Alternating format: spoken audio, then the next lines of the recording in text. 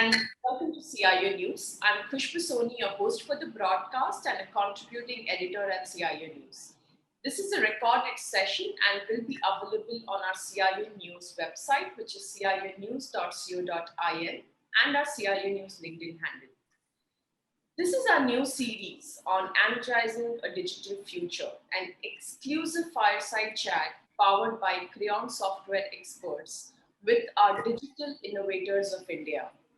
A quick brief on Crayon and our presenting partner. Crayon is a global leader in IT and digital transformation services with the largest independent cloud economics practice. Let me dive in introducing my first guest for our series and one of the renowned digital innovator, Mr. Vinod Khode, the Senior Vice President and Group Chief Information Officer at Varroc. Vinod is a visionary leader with 24 years of rich experience working for companies in the India and US. Vinod has been a digital and a business leader and worked his way for companies like Cummins, KPIT, ADCC Research and Computing, and many more. Vinod has provided organizations with strategic direction to the management on technology, collaborating technology with business, turnaround IT organization for improved effectiveness, managing teams with focus on outcomes and organization efficiency. Along with me today is Vikas Bhosle, Chief Executive Officer at Crayon Software Experts. Vikas has overall 20 years of experience of progressive business as well as expertise around sales, marketing, strategy, operations management in the field of IT. Vikas has strong record of building teams capable of stepping up, leading to a personal advancement and career development. He's known for his ability to build a value-driven organization while delivering on the business forecast. Welcome, Vikas. Welcome, Vinod. Thank you, Khushbu. Thanks a lot. Over to you, Vikas, for the fireside chat. Yeah, very generous introduction of both me and Vinod, Khushbu. So thank you so much for that. Thank you so much. Good evening to you, Vinod. It's nice to have you on our chat show today. So I would like to start, Vinod, by asking you and setting the stage by letting the viewers know what exactly does Varroc Engineering do? What's your business like? Okay, so first of all, thank you for having me here. And as Vikas said, generous introduction. So starting with what is Varroc? Varroc as a group is a tier 1 auto component manufacturer. So we are a purely B2B organization, and within Varroc Engineering. So as a group, Varroc Engineering is the name that is known in India, and then outside India, it's Varroc Lighting System.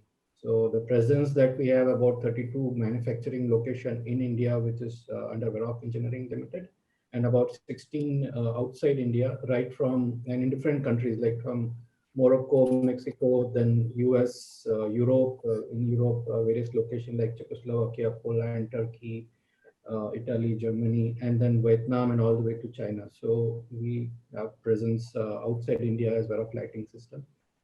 And what do we manufacture? So we manufacture a lot of auto component for OEMs, which are like Bajaj and so two-wheelers, three-wheelers in India, and then also the four-wheelers. And then outside India in VLS, it's the lighting component. It's the LED lighting for all the premium cars and all the electric vehicles which are coming on now, battery-driven vehicles. So all the LED lighting system, right from headlamp to the interiors, is a Varroc Lighting System. So this is in a nutshell. And in India, where we have business units in the form of electrical business units. So it is EBU. Polymer is all the polymer parts which are manufactured for all these OEMs. And then we have metallic division, which takes care of having the metallic component like walls and other stuff. Again, which goes to the auto component OEMs. All right, wonderful. Thank you so much for the introduction, Vinod. So whilst a large part of your business is also catering outside of India, let's kind of really talk about India, right? We've had very massive disruption in the economic situation in the last 12 to 14 months. Yes. your business, which is manufacturing, needs people to be on site, right? Its physical presence is extremely important.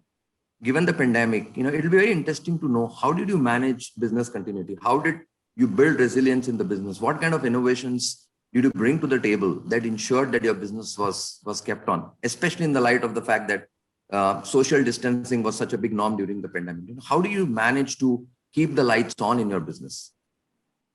Okay, so I think as an organization, the whole management team and the operational team has done a wonderful job of keeping everything operational and meeting the business commitments which were there for all this volume. Because if you are one of the tier one auto component manufacturer and you don't ship something, which means your OEM is not able to produce, so you basically stop their line.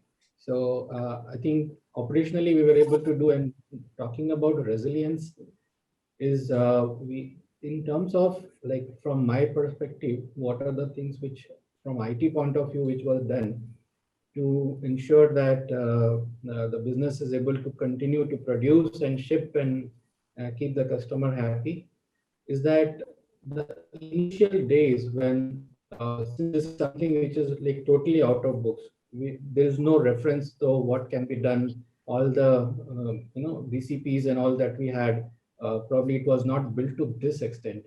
So there were a lot of collaboration which was happening, and it has to, like, it used to run through days and nights too, so that before we restart our manufacturing, we start in a very safe way. What are the things which can be done? And the collaboration which was needed, which was across all these locations in India, was all done through Microsoft Teams. Unfortunately, as a strategy, we were already into it. In 2019, late 2019, we were already into the Microsoft Teams, and that helped tremendously. So both video and also the audio part of it, and then the whole concept of using Teams as one repository to keep all the documents. So there is a security team which was working, there was the health team which was working. So all the documents which were exchanged, the meetings were all set up in the Teams. Earlier, the concept of Teams was mostly to use it for as a collaboration space. So I think that we went through that curve. Sometimes you also have to thank COVID that it increased the speed of adoption of certain things, because there was no choice. You have to learn and start working on it. So I think that something we did. Apart from that, we already had a lot of footprints of our application footprint in Microsoft Azure in the cloud. So instead of depending something which is on the data center and things conking off, not able to go into data center, I think there were instances where we were able to do things on our own on Microsoft Azure. That helped a lot. And of course, the security part of it. So there were few things which we were already working on, few which we did later, because all of that we do when we do collaboration and we try to do things electronic, people sitting at home using their Wi-Fi network and then trying to connect to your infrastructure in the company without knowing that. Probably they would have clicked on something and they would bring a malware inside the system. But I think there we were able to pull it off and give that kind of platform to the organization where they're able to collaborate and keep the plans ready, execute, monitor from. I've seen instances where people were in the plant, wanted to show something to their operational manager sitting in the corporate office, and they were moving with the laptop or their phone connected through their Microsoft team, and they were showing it on the video. And they were people sitting here were able to look at in the big screen and point out certain things from safety point of view and things. So there are conditions where somebody had to visit some place. They were able to do it remotely by using all this not so great technology, but just being there and using it to the maximum potential helped us, meet all this. So I think that was one part of more thing that were done there. Yeah, you mentioned that it's not so great technology, but I can tell you, Vinod, that just the implementation of collaboration tools would be perhaps the number one technology adoption that most organizations would have done during the pandemic. Yes. We shouldn't demean that at all. So I think that was brilliantly done. You spoke also about Azure, right? My assumption would be that during the past 14 months, you would have started thinking about I need to be online. My business needs to be always on. So I need to now start migrating to the cloud. Uh, you know, what are the things that you consider? I mean, was that first of all a factor that in the past 14 months you really started thinking about cloud in a more aggressive fashion? And if so, what are the criteria that you chose as the important criteria to move to the cloud? So definitely. So what we have been working on and been looking at is just like any organization, you identify your enterprise risk and try to mitigate that. So one of the area that we noticed that we have a SAP is our ERP. So we wanted to refresh our hardware, which was currently sitting in the on-prem data center. So again, it's a co-location, but it's still an on-prem thing. And we had an option to, upgrade it there itself or move to the cloud. And definitely there were a lot of benefits moving to the cloud, but again, it's a management decision. And even if IT is able to, convince, they are convinced, but you have to also get an approval. When COVID came, I think one thing that we realized, and there was one incident when during the lockdown, our SAP development system or the server had an issue, and it was a physical, something to do with the physical part of it. Trying to get that component and then getting it into the data center and asking this particular expert to visit that place and getting a permission, something which would ideally would have taken like few hours, went into like days. And imagine if this was a production server, we would probably stop everything on the track. So I think that so that all goes back to the resilience. Okay, so how can you have a resilient organization where things like these, now it is COVID. Now, unfortunately, we have been a lot of cyclones, and there's one which is going to hit Orissa coast and West Bengal coast. So things like this could happen, but you need to be resilient to it. And I think we were able to build a very good use case. Not only was be able to build the resilience, but we also are able to get a cost advantage in terms of showing it in the 3 years. What is the cost that you are able to you're spending today in the data center, and what would you in the course. So I think we were able to build up a use case which was almost like a cost neutral as compared to what we are doing, giving all this advantage. And then also while we are doing it, we also moved our BI, which was also on-prem, which has to be close to your data, source of data, which is your SAP. So that is also moved. So now with that, almost everything that we have, which takes care of our business, is now on Azure. And SAP is successfully migrated to Azure. So it's a good news and it's stable. And now we are doing the next part of it, which is migrating the database to the SOH, so Suite on HANA, to make it more robust. So I think these are the things that is really helping us to become resilient. Yeah. In my experience, by the way, that's great work, right? And as we work with corporates and large enterprises, so this whole movement towards the cloud is very, very prominent in the marketplace today. But often, many times, I've seen that people think that cloud could be that silver bullet that could help develop business continuity and maybe also reduce the spend, provide scalability, RUSM, and all of that stuff. But often, many times, technology leaders realize, that once you are in the cloud, the spends go out of control. You don't know which work group is consuming how much, how do you build the controls, and so on and so forth, right? So how did you ensure that there is a return on investment on your cloud and software estate, when all of this is happening? Yeah, I think that's a very good question. And I think a lot of my peers and people who talk to me with trying to share my experience has come up with these questions. There's one thing that I think which is common, not only just in India, but across, is when you have an IT project, a traditional way of trying to put an ROI, like you say, this is a cash inflow, this is the benefit, and then you put an ROI, and then it has to be, the IRR has to be positive, and this, that. I think the whole thought process of the whole system, which is there, not just the people, but the process, is based on the model, which is not pay as you go.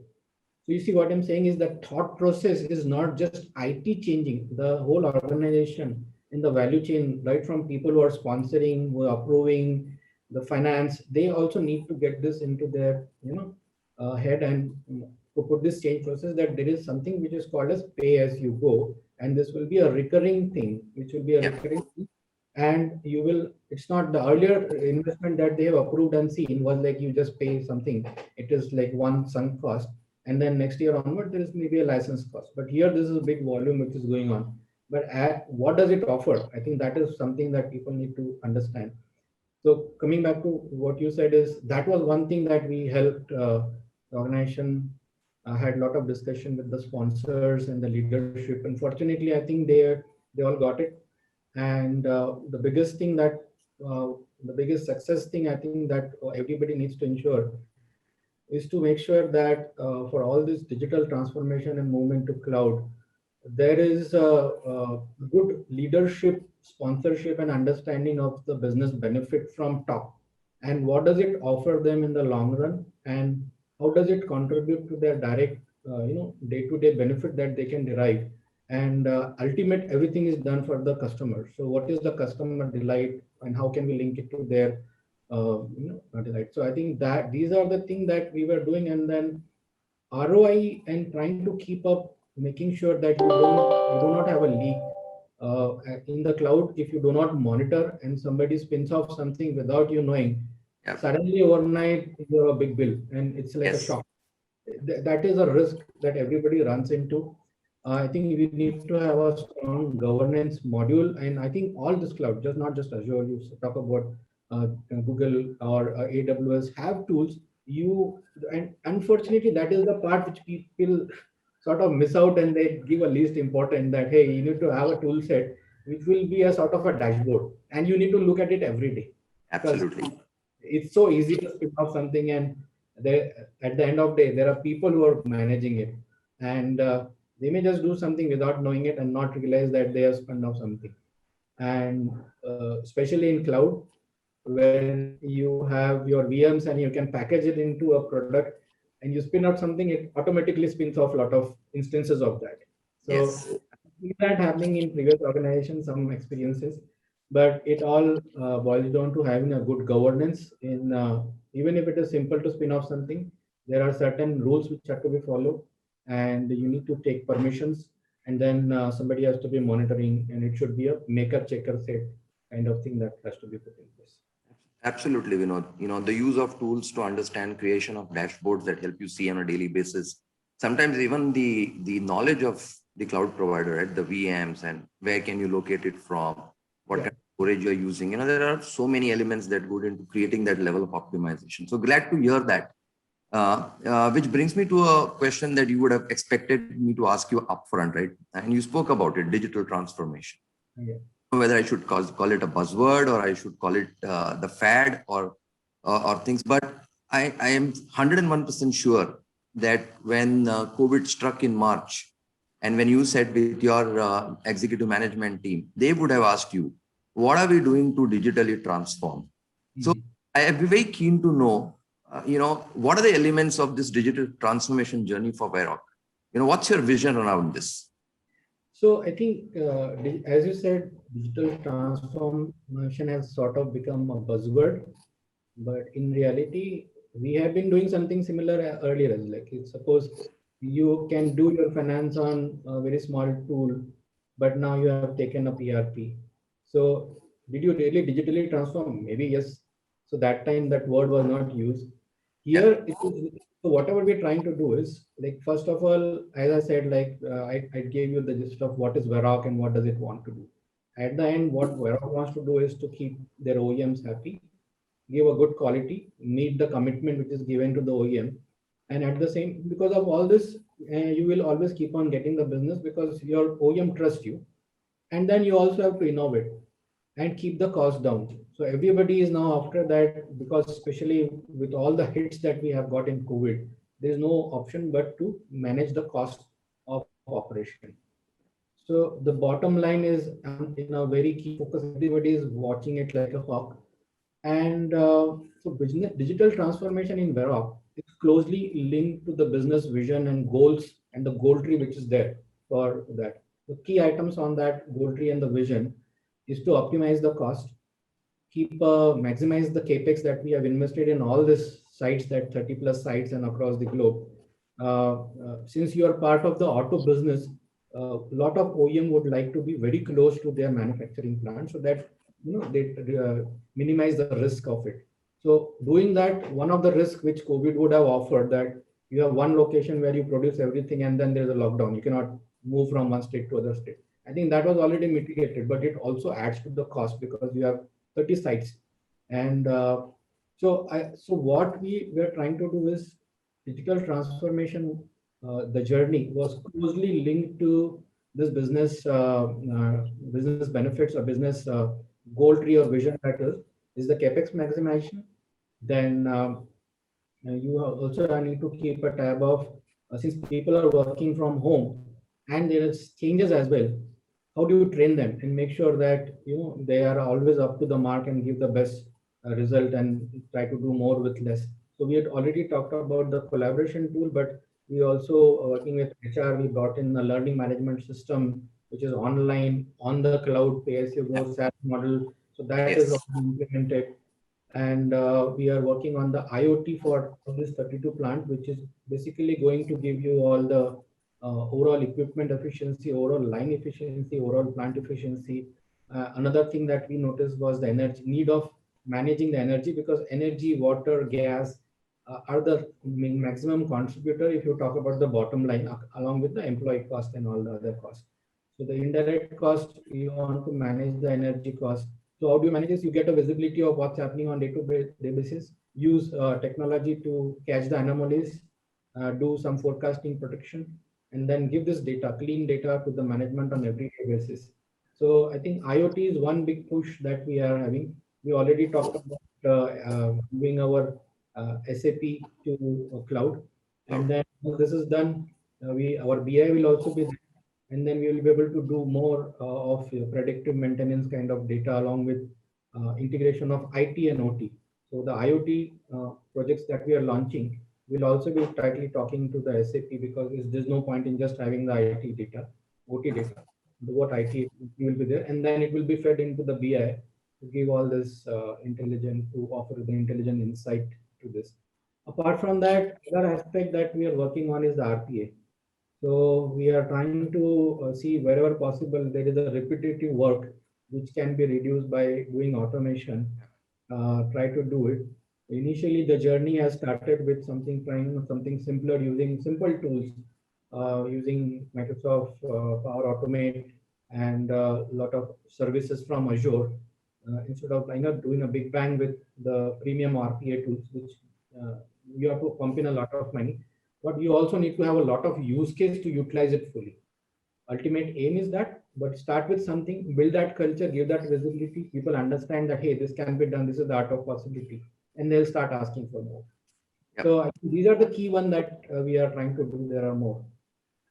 Yeah, I think it's quite brilliant, Vinod. I think you answered a lot of stuff in this, the last narrative that you gave us, right? So you really look at, building a system where there's a lot of collaboration so people can come and work wherever they are. It does not matter. Building the security to make sure that their environments are safe. And then you're really looking at how can you building what we call deep technologies, right? IoT, PAs, to bring in the next level of automation and analysis and predictive analysis for your businesses, right? So it's wonderful to know and how businesses have accelerated. It's wonderful to know how Varroc has accelerated in this space. A quick last question, how much, given the fact that a lot has happened in the last 14 months, Vinod, what do you expect the future to be like? I mean, how much percentage of your work do you think is going to be digital? I cannot talk about the percentage, but I can talk about some aspect which, will remain. People will not let go, and they'll continue with that. It means I can already see that there is less travel. The need of travel, which used to be there, that, oh, this cannot be done without traveling. People are not even thinking of traveling, and it will stay. The collaboration on using online tool will reduce the travel, which directly impacts your run cost. Then simple things that we have done is to have touchless things that earlier we used to have attendance. Since it's a manufacturer organization, you usually have this fingerprint. A lot of places we have put in a facial recognition system and it's working like brilliant. And it didn't take much time to adopt. There are cheap out of box solution that we were able to connect to our Azure database, and only the front pass just changed. So instead of fingerprint, it was this, and that will, I think, will stay for a longer time. And I think the overall, in terms of collaboration, things like about 2 days back, I was being part of the senior leadership team. I was part of a promotion board where we were interviewing somebody who was trying to present himself that, hey, this is why I should be promoted. This type of thing, rewards and recognitions in even the town halls for which, the leadership used to travel from here to there. Yeah. I could say town halls are more effective when we are doing it in the live event on Microsoft Teams, and people are given feedback that this is even better than sitting in the room and trying to find time for that. So I think these are the things which will continue. And the other thing that we have started working, and it's also like helping, is I was a COVID joinee. So this is a new term which has been coined. So when I joined, it was lockdown. It was May when I joined COVID Varroc. joining. I was COVID not joining. yes, COVID joining. So it's a new term. So I had a lot of question, and since I was not in office, usually you go and knock somebody's next door and say, "Hey, I have this question about this benefit. So can I ask?" So I went through it and said, I approached the HR that why can't we just, you have all these policies documented. Why can't I just build a chatbot using the Azure services and build it as a part of Teams, Microsoft Team? It will be just like one person with a logo. And we tried doing a POC, and then now it is online, and all the new people who have joined, they just go online and say, I need to know about this maternity leave and the leave benefits and this, that, and performance management system. It takes you to the relevant system. It gives you some information, gives a link. And I think these are things which are now people are asking for more. Can I hook it up to this system? I don't want to go to this system and just do this query. Can I have a bot which can do it for me? I think these are the things which are going to stay. So a lot of part of this is going to remain. And these are like positive rub-off effect of something bad which has happened. Yeah, I mean, yes, just before I came into this call, I was planning a virtual award ceremony for our organization. So I completely understand that. But I picked up a new word from you, COVID joining. We were talking all this while about COVID survivors. But I know for sure that Varroc is going to survive and thrive, because I think the technology is very responsibly and very futuristically held by you, Vinod. And I congratulate you on everything that you have done for Varroc. It's been brilliant talking to you. Those insights are going to be very, very valuable to all our listeners. So thank you so much for sharing your roadmap and your views on business and technology in Varroc. Thank you very, very much. Thanks for the opportunity, and you're welcome. Thanks. Pleasure, Vinod. Thank you so much. Thank you so much.